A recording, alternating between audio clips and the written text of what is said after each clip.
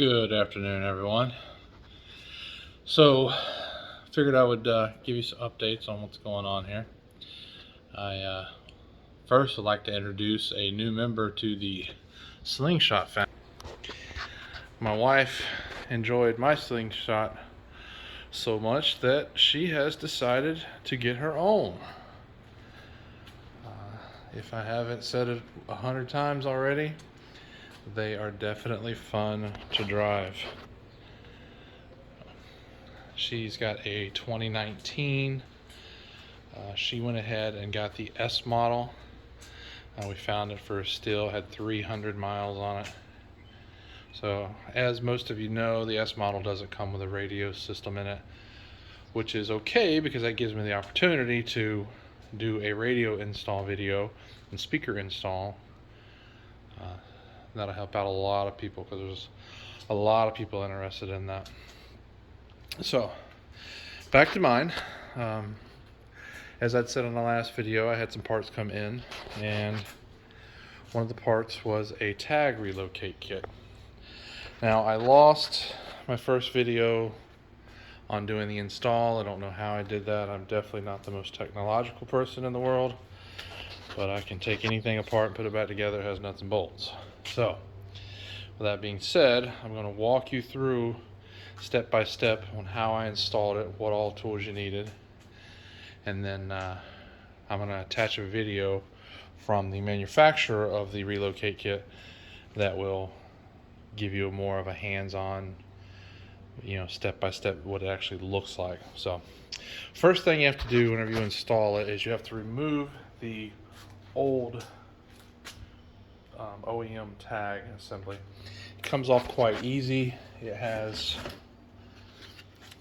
3 bolts on it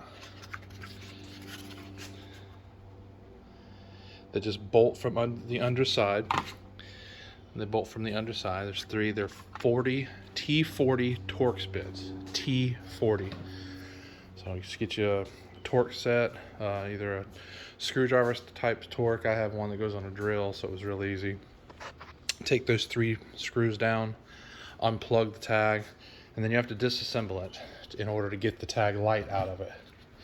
So once you get it off and it's in your hand, on the back side there's 3 11mm nuts that takes that little drop down bracket, and then the tag light will actually come out of there. It is going to be 2 8mm nuts that hold that on. You can see them here. You just reattach them to the new tag bracket. So once you have the tag bracket off, assemble your new tag bracket.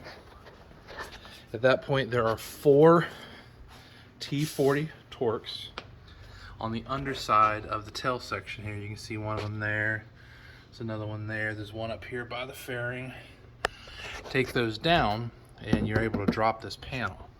Once you get this panel, you can push the wire back up through the hole, and then you can fish it down, and it will actually come out all the way down by your belt. So bring it out, run it up, attach it to the tag light wire.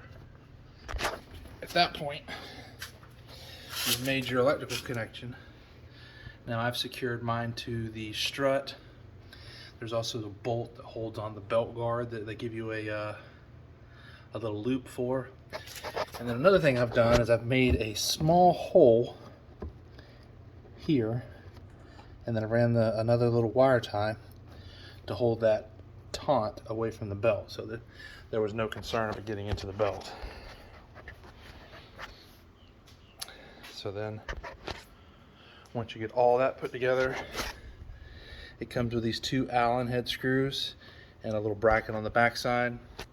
You just put it together, tighten everything down, and that's it. I'd say it probably took 15-20 minutes tops to do. It was fairly easy. Now in the video, if you watch the video for the link I'm going to attach, it says to cut the plug on the bike side to add in your extension wire.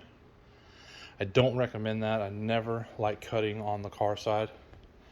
I'd rather cut on the accessory side. So what I actually did was the 6-inch pigtail that comes off the back, I cut it and added the extension in so I could plug into the original harness. That way, for any reason, if you sell the bike and somebody wants to make it back to stock or a different accessory, you don't have any issues to worry about.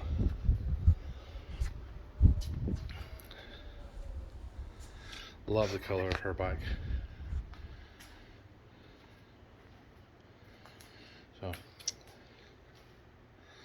other than that, it's a great day. It's beautiful. I'm fixing to go take her for a spin, see how she does.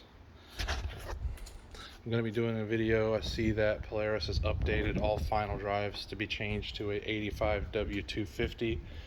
So her 19, like I said, only had 300 miles on it. The gentleman we bought it from never really had a chance to drive it before. He had some health issues and never had any kind of servicing done on that. So got a little bit of noise coming from the final drive. We're going to update the oil on the final drive and see if that takes care of that noise. It's got a bit of a whine. Anyone that has one of these is familiar with what I'm talking about. It makes a little bit of a road whine on acceleration. So, and then I'm going to go ahead and just update mine just to get the brake-in oil out of it and make sure it's nice and fresh. So those videos will be to come. Alright, as always, thanks for watching my channel. If you have any questions, feel free to ask. I'll go a little more in depth if need be. So, safe riding, be careful, have a great day.